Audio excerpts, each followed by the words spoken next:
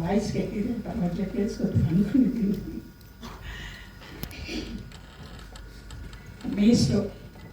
ಮೇಸ್ಟ್ ಅಂತ ಹೇಳಿದ್ರೆ ಬರ್ದು ರಾಮಚಂದ್ರಪ್ಪ ಅವರು ಅಂತ ಹೇಳ್ತಾರೆ. ನಾವೆಲ್ಲ ಮೇಸ್ಟ್ ಅಂತ ಹೇಳಿನೇ ಅಭ್ಯಾಸ ಆಗೋದು ಕೆಲವೊಂದು ಕರೆಯೋದು. ಅವರ ಮೊದಲನೇ ಚಿತ್ರದಲ್ಲಿ ನಾನು ಮಾಡಿಲ್ಲ, ಆದರೆ ಎರಡನೇ ಚಿತ್ರದಿಂದ ಅವರು ನಿರ್ದೇಶನ ಫಸ್ಟು ಶುರು ಮಾಡಿ ಎರಡನೇ ನಿರ್ದೇಶನದ ಚಿತ್ರದಲ್ಲಿ ಶುರು ಮಾಡಿದ್ದು ಈ 25ನೇ ಚಿತ್ರದವರೆಗೂ ನಾನು ಆ್ಯಕ್ಟ್ ಮಾಡಿದ್ದೇನೆ. ಇದು ನನಗೆ ಬಹಳ ಖುಷಿಯಿಂದ ಹೇಳ್ಕೊಳ್ಳುವಂಥದ್ದು.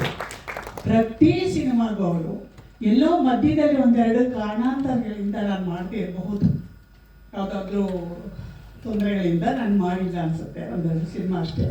ಅದು ಬಿಟ್ಟರೆ 25 ಚಿತ್ರ, ಈ 25ನೇ ಚಿತ್ರದಲ್ಲೂ ನನಗೆ ಅವರು ಅವಕಾಶ ಕೊಟ್ಟಾಗ ನನಗೆ ಸಾಧ್ಯ ಆಗಿರಲಿಲ್ಲ. ಅಯ್ಯಯ್ಯೋ ಸಾರ್ 25ನೇದ್ರಲ್ಲಿ ನನಗೇನೋ ಮಿಸ್ ಆಗಿಬಿಡುತ್ತೆ, ಮಧ್ಯದಲ್ಲಿ ಒಂದೆರಡು ಹೋಗಿದೆ, ಇದನ್ನು ಮಾತ್ರ ನಾನು ಖಂಡಿತ ಮಿಸ್ ಮಾಡಲ್ಲ ಅಂತ ಹೇಳಿ ನನಗೆ ಏನೇ ಇದ್ರೂ ನಾನು ಬಂದು ಮಾಡೇ ಮಾಡ್ತೀನಿ ಅಂತ ಒಪ್ಪಿಗೆ ಕೊಟ್ಟು ನಾನು ಮಾಡಿದ್ದೀನಿ. ಬಹಳ ಸಂತೋಷದಿಂದ ಬಂದು ಆ್ಯಕ್ಟ್ ಮಾಡಿರೋವಂಥದ್ದು ಈ ಚಿತ್ರದಲ್ಲಿ. ಡೈರೆಕ್ಟ್ರ್ ಬಗ್ಗೆ ಹೇಳಬೇಕು ಅಂದರೆ ನಿಮಗೆಲ್ಲರಿಗೂ ಗೊತ್ತಿದೆ, ಅವರು ತುಂಬ ಶ್ರದ್ಧೆ, ಶಿಸ್ತು, ಯಾವ ರೀತಿ ಇರ್ತಾರೆ ಅಂತಂದರೆ ನಿಜಕ್ಕೂ ಅವ್ರ ಹತ್ರ ಒಂದು ಡೈಲಾಗ್ ಕೇಳೋಕ್ಕೂ ಹೇಗೆ ತೆರಿಗೆ ಆಗುತ್ತೆ, ಆ ರೀತಿ ಒಂದು ಬಹಳ ಶಿಸ್ತಿನಿಂದ ಕೆಲಸ ಮಾಡ್ತಾರೆ.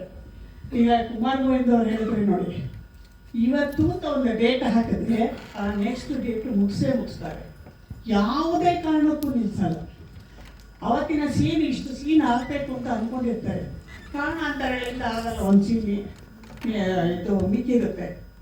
ನಾನು ಅಂದ್ಕೊಳ್ಳೋದು ಇವ್ರದ್ದೊಂದು ಸೀನ್ ಮಾಡೇ ಇಲ್ವಲ್ಲ ಇವತ್ತು, ಇವ್ರ ಡೇಟಿನ ಪ್ರಕಾರ ಅದೇನು ಮುಗಿಯುತ್ತೆ ಅಂತ ನಾನು ಅಂದ್ಕೋತೀನಿ. ಆದರೆ ಅದು ಯಾವುದು ಸಂದರ್ಭದಲ್ಲಿ ಮುಗಿಸಿರ್ತಾರೋ ಗೊತ್ತಿಲ್ಲ, ಆ ಸೀನ್ ಮುಗ್ದಿರುತ್ತೆ. ಆ ರೀತಿ ಅವರ ಅಷ್ಟು ಶಿಸ್ತು, ಆ ಶಿಸ್ತಿನ ಬಗ್ಗೆ ಹೇಳೋಕ್ಕೆ ಸಂತೋಷ ಆಗುತ್ತೆ. ಆ ರೀತಿ ಅವರು ಅಚ್ಚುಕಟ್ಟಾಗಿ ಕೆಲಸ ಮಾಡ್ತಾರೆ. ಈ ಕೆಲಸ ನೋಡಿ ನಮಗೆ ಸಂತೋಷ ಆಗಿ ನಾವು ಸಹ ನಿರ್ಮಾಣ ಮಾಡಬೇಕು ಅಂತ ಹೇಳಿ ತಾಯಿಯನ್ನು ಚಿತ್ರ ಮಾಡಿದು ಅವರು ಬಹಳ ಸಂತೋಷದಿಂದ ಒಪ್ಪಿ ಮಾಡಿಕೊಟ್ಟಿದ್ದಕ್ಕೆ ಥ್ಯಾಂಕ್ಸ್ ಸರ್ ಮತ್ತೊಂದು ಸಲ ಹೇಳ್ತಾ ಇದ್ದೀನಿ. ಅವ್ರು ಹೇಳಿದಾಗೆ ಸುಂದರ್ ಹೇಳಿದ್ರು 25 ಮಾಡಬೇಕಿತ್ತು, ಕಾರಣಾಂತರಗಳಿಂದ ಅದು ತಡೆ ಆಯಿತು. 26 ಅಂತ ಅವ್ರು ನೋಡಿ ಓಪನ್ ಆಗಿ ಹೇಳಿಬಿಟ್ಟಿದ್ದಾರೆ, 26 ಮಾಡಿ ಸರ್ ನೀವು. ಸೊ ಈ ರೀತಿ ನನಗೆ ಈಗ ಈ ಸಂದರ್ಭದಲ್ಲಿ ನೆನಪು ಅಂತಂದರೆ ನನಗೆ ರಾಜಲಕ್ಷ್ಮಿ ಅವ್ರು ನೆನಪಾಗ್ತಾರೆ. ಯಾಕೆ ಅಂತಂದರೆ ನನ್ನ ಎರಡನೇ ಚಿತ್ರದಿಂದನೂ ಅವರು ನನಗೆ ಒಂಥರ ತಾಯಿ ಸ್ಥಾನ ಅಂತ ಹೇಳ್ಬೋದು.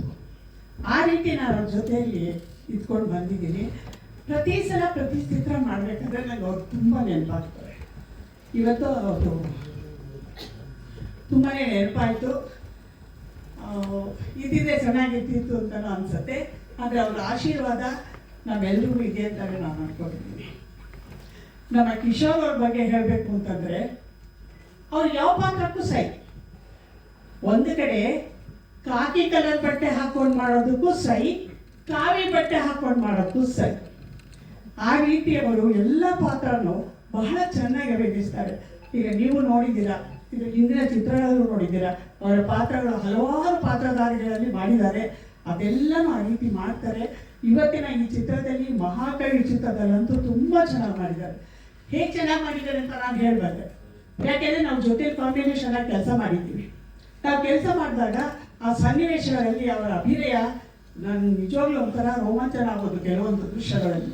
ಆ ರೀತಿ ಅಯ್ಯೋ ಅವ್ರ ಮುಂದೆ ನಾನು ಮಾಡ್ತೀನ ಅನ್ನೋ ಪ್ರಶ್ನೆ ಕಾಡ್ತಿತ್ತು. ಆ ರೀತಿ ತುಂಬ ಚೆನ್ನಾಗಿ ಅಭಿನಯ ಮಾಡಿದ್ದಾರೆ. ಅವರ ಅಭಿನಯಕ್ಕೆ ನಿಜವಾಗ್ಲೂ ಖುಷಿಯಾಗುತ್ತೆ. ಕಿಶೋರ್ ಅವರೇ ಚೆನ್ನಾಗಿ ಮಾಡಿದ್ದಾರೆ. ಹಾಗೆಯೇ ಎಲ್ಲ ಪಾತ್ರಧಾರಿಗಳಾಗಿರ್ಬೋದು. ಸುಂದರರಾಜವ್ರ ಪಾತ್ರ ನಾನು ನೋಡಿಲ್ಲ, ಅದಕ್ಕೆ ಅವ್ರ ಬಗ್ಗೆ ಹೇಳೋಕ್ಕಾಗಲ್ಲ. ನಾನು ನಮ್ಮ ನಾಯಕಿ ಕೂಡ ಚೆನ್ನಾಗಿ ಮಾಡಿದ್ದಾರೆ. ಶಮಿತಾ ಮಲ್ನಾಡ್ ಅವರು ಮ್ಯೂಸಿಕ್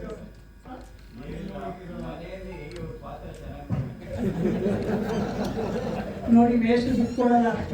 ಅವ್ರು ಸಾಮಾನ್ಯವಾಗಿ ಎಲ್ಲ ಚೆನ್ನಾಗಿ ಮಾಡ್ತಾರೆ ಪಾತ್ರ ಅಂತ ಇದ್ದಾರೆ ನೋಡಿ. ಎಲ್ಲರೂ ಅವರ ಪಾತ್ರಗಳಲ್ಲಿ ತುಂಬ ಚೆನ್ನಾಗಿ ಮಾಡಿದ್ದಾರೆ. ತುಂಬ ಚೆನ್ನಾಗಿ ಅಭಿನಯ ನೋಡೋದಕ್ಕೆ ಅಷ್ಟು ಚೆನ್ನಾಗಿರುತ್ತೆ. ಇದಕ್ಕೆ ಎಲ್ಲದಕ್ಕೂ ಮುಖ್ಯವಾಗಿ ನಾನು ಕೇಳ್ಕೊಳ್ಳೋದು ಮಾಧ್ಯಮದವರಿಗೆ ಒಂದು ಮನವಿ ಕೂಡ ನಾನು ಮಾಡಬಲ್ಲೆ. ಯಾಕೆಂದರೆ ನೀವು ಹೆಚ್ಚು ಈ ರೀತಿ ಚಿತ್ರಗಳಿಗೆ ನೀವು ಪ್ರಚಾರ ಕೊಡಬೇಕು. ಪ್ರಚಾರ ಮಾಡಿದಾಗ ಪ್ರೇಕ್ಷಕರು ಚಿತ್ರಮಂದಿರಕ್ಕೆ ಬಂದು ಚಿತ್ರ ನೋಡಬೇಕು. ಆ ರೀತಿ ನೀವು ಒಂದು ರೀತಿ ಸಹಾಯ ಅಂತ ಹೇಳ್ಬೋದು. ಮಾಧ್ಯಮದ ನಮ್ಗೆ ಹೆಲ್ಪ್ ಮಾಡಿದ್ರೆ ಚಿತ್ರ ಚೆನ್ನಾಗಾಗುತ್ತೆ, ಪ್ರೇಕ್ಷಕರು ಬರ್ತಾರೆ.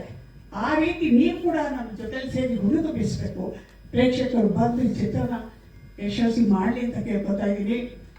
ನಿರ್ಮಾಪಕರಿಗೂ ಥ್ಯಾಂಕ್ಸ್ ಹೇಳ್ತೀನಿ. ಥ್ಯಾಂಕ್ಸ್ ನಿರ್ಮಾಪಕರೇ, ನೀವು ಬಂದು ಈ ರೀತಿ ಚಿತ್ರಗಳು ಮಾಡೋದು ಬಹಳ ಕಮ್ಮಿ, ಆದರೆ ನೀವು ಬಂದು ಮಾಡಿದ್ದೀರಾ. ಈ ರೀತಿ ಎಲ್ಲರೂ ಈ ರೀತಿ ಸಿನಿಮಾ ಮಾಡೋದಕ್ಕೆ ಒಂದು ಪ್ರೋತ್ಸಾಹ ಕೊಡಿ ಅಂತ ಕೇಳ್ಕೊತೀನಿ. ಎಲ್ರಿಗೂ ನಮಸ್ಕಾರ. Thank you sir.